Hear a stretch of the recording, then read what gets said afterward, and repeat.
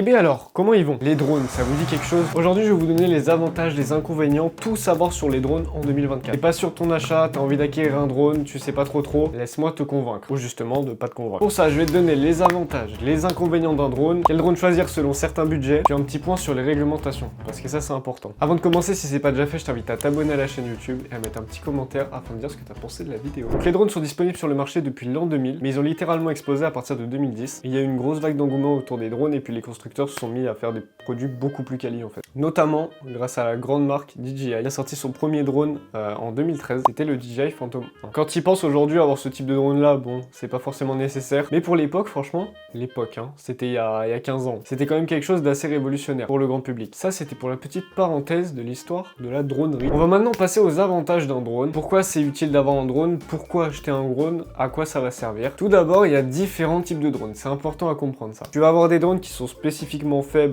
pour le loisir. Tu peux les retrouver chez Toys R Us, tu peux les retrouver à la grande récré. C'est des drones qui vont pas forcément coûter cher, qui sont pas stabilisés, qui ont aucune technologie dedans et tu vas pas pouvoir faire de la belle image avec. Ensuite, pour les drones grand public, tu vas pouvoir commencer à taper des trucs un petit peu sympas autour des 250 €. On va principalement parler de DJI parce que c'est la marque que je connais le plus et que j'ai le plus expérimenté. On va parler ici de drone vidéo, on va pas parler de drone FPV, même si ça arrive, je vous en parlerai plus tard. Donc l'avantage d'avoir un drone caméra, c'est quoi? C'est que tu vas pouvoir l'emmener facilement aujourd'hui, ton drone, en voyage, en vacances, faire des belles images aériennes. C'est beaucoup plus sympa d'avoir des plans aériens quand tu pars en voyage, quand justement tu veux faire un petit rendu sympa de tes vacances, d'avoir des images aériennes, ça renforce ton petit reportage quoi. Voilà, c'est un drone, hein, ça permet de faire des choses incroyables. Dans d'autres domaines, du coup, le drone il va servir aussi à la surveillance et à la sécurité. Il y a énormément de drones aujourd'hui qui sont développés pour les forces de l'ordre, pour les pompiers, pour sauver des vies tout simplement. Équipés de caméras thermiques, tu vas pouvoir survoler des endroits où il y a eu des pertes, des tremblements de terre, pour détecter des points chauds et aller sauver les victimes. Donc c'est des choses aujourd'hui qui sont juste incroyables et qui aident énormément. C'est aussi utilisé dans l'armée,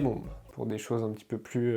Voilà quoi. De plus en plus aujourd'hui aussi, les drones sont utilisés pour la livraison, pour porter des choses lourdes, pour l'agriculture aussi, je pense au dernier DJI. C'est des gros drones du coup qui sont pas faits pour n'importe qui, mais aujourd'hui les drones du coup peuvent remplacer des métiers. Un avantage ou un inconvénient, d'un côté c'est des choses très lourdes, ça évite aux employés de se casser le dos, mais d'un autre côté c'est vrai que ça peut supprimer certains emplois, donc ça à prendre avec des pincettes. Concernant l'agriculture, du coup moi je trouve ça plutôt sympa, ça évite justement de polluer, hein, avec les gros épandeurs, les gros avions qui balançaient les produits, maintenant c'est les drones qui le font. Encore une fois, là on est dans des domaines qui sont assez précis, on s'éloigne un petit peu du grand public. Il y a aussi dans la cartographie, la relevée de données, il y a plein de choses. Nous on va parler du divertissement et du loisir, et aussi du coup de la vidéo et du professionnalisme dans la vidéo. Concernant les inconvénients d'un drone, il y en a. Le point qui peut faire flipper les gens, c'est la réglementation. On fera un point en fin de vidéo pour justement expliquer la réglementation et les choses un petit peu à savoir avant d'acheter un drone et de le faire voler un peu n'importe où, parce qu'on peut avoir des problèmes. La sécurité, le risque à la sécurité, sur ces drones là, c'est vrai que la sécurité est tout de même bien organisée dans la construction du drone, mais c'est vrai qu'un drone c'est dangereux, c'est une tronçonneuse volante. Tu mets ton doigt dans les pales d'un Inspire ou d'un DJI Mavic, ça fait mal. Je parle pas du FPV parce que le FPV c'est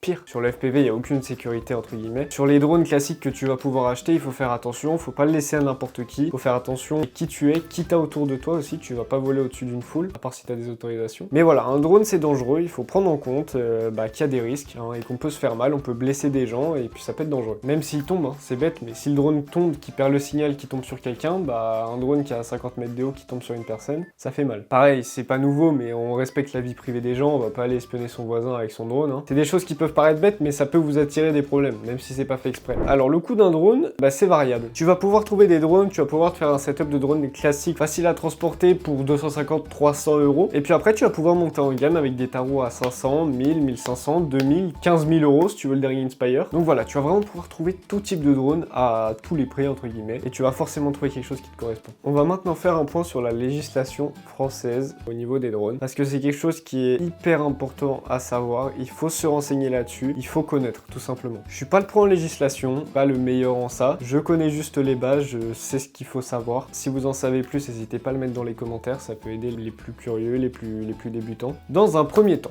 tous les drones qui sont supérieurs à 800 grammes doivent être enregistrés. Du coup, auprès de la DGAC, du coup, c'est la Direction Générale de l'Aviation Civile. Donc 800 grammes, pour vous dire, honnêtement, pour des drones grand public, à part certaines exceptions, 800 grammes, c'est lourd. Voilà, vous n'allez pas avoir un drone normalement qui fait plus de 800 grammes. Mais si c'est le cas, voilà, on s'enregistre à la DGAC. Au niveau des formations, il existe un certificat de compétence qui est disponible et qui est facile à passer, qui se passe en ligne. C'est pour tous les pilotes de drone, qu'ils soient débutants ou professionnels. C'est simple à faire, ça coûte rien. Permet d'apprendre pas mal de choses au sujet des drones et puis surtout d'être dans la loi quoi. Typiquement, il est interdit de voler à côté des aéroports. Il y a des zones de vol précises, vous avez des cartes en ligne qui vous retracent tous les endroits où vous pouvez voler et où vous ne pouvez pas voler. Pareil, on va pas voler à côté d'une centrale nucléaire ou d'une base militaire pour des raisons évidentes. En agglomération, pareil, on vole pas au-dessus des personnes à moins d'avoir des autorisations qui sont spécifiques. Au niveau de la réglementation, il y a un tas de choses à savoir. On est limité à 120 mètres de hauteur. On peut pas faire n'importe quoi en drone et ça c'est vraiment important de le comprendre. Les vols de nuit sont interdits, sauf encore une fois cas spécifiques avec des autorisations particulières, mais les vols de nuit sont interdits. J'ai vu qu'il était conseillé du coup de souscrire à une assurance aussi, une assurance responsabilité civile, qui permet en cas de problème d'être dédommagé et d'avoir aucun souci. En conclusion, du coup, ces règles-là, elles sont faites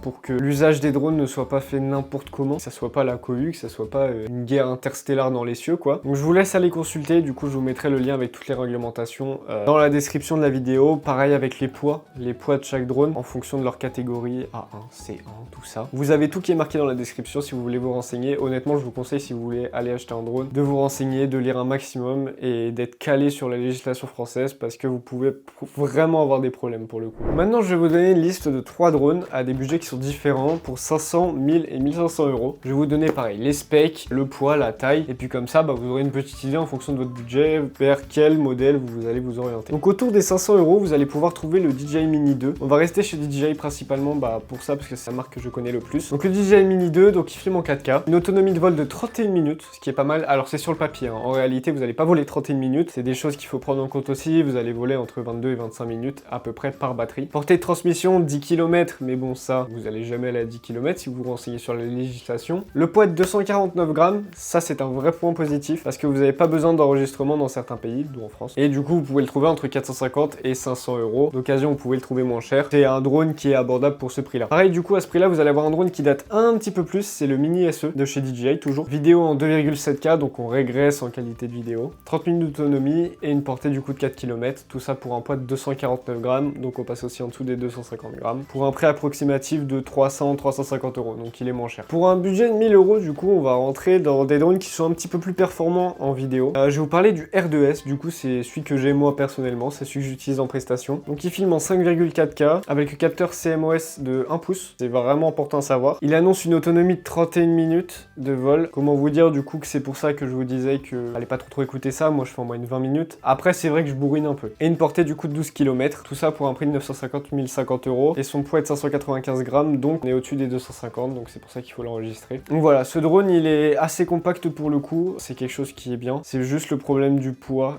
qui peut être un inconvénient pour certaines utilisations. Dans cette même gamme, pour 1000 euros, vous allez trouver le R2 du coup, Mavic R2, qui filme en 4K 60, 34 minutes d'autonomie, une portée de 10 km pour un prix approximatif de 800-900 euros. Pour le poids, on va être à 570 grammes, donc pareil, on est au-dessus des 250. De toute façon, à ces prix-là, vous aurez principalement des drones qui sont au-dessus de 250 grammes, donc il faudra les enregistrer. Pour un prix de 1500 euros, très beau budget, vous allez pouvoir vous faire plaisir. Pour ce prix-là, vous allez trouver le DJI Mavic 3 classique, attention, vous filmez en 5K, avec le capteur CMOS, vous vous rappelez du 1 pouce, là il est en 4 tiers, et c'est le Hasselblad, donc vous n'avez pas de souci à vous faire avec ça. Autonomie de vol 46 minutes, donc on rentre dans des utilisations qui sont assez particulières pour le coup là. Portée de transmission 15 km, toujours plus loin, hein, pour un prix approximatif de 1400-1500 euros, en fonction de là où vous allez le trouver. Pour son poids, 895 grammes. C'est bon. Donc là, faut l'enregistrer auprès de la DGAC. On est plus sur une utilisation qui est professionnelle. Donc voilà, pas destiné à tout le monde. On fait attention avec ça et on rigole pas avec la législation. On l'enregistre. Je vous ai pas parlé des DJI Avata et FPV parce que ça sera le sujet d'une prochaine vidéo. Activement en train de me mettre au drone FPV, au vrai drone FPV du coup. Les puristes seront d'accord avec moi. C'est pas des drones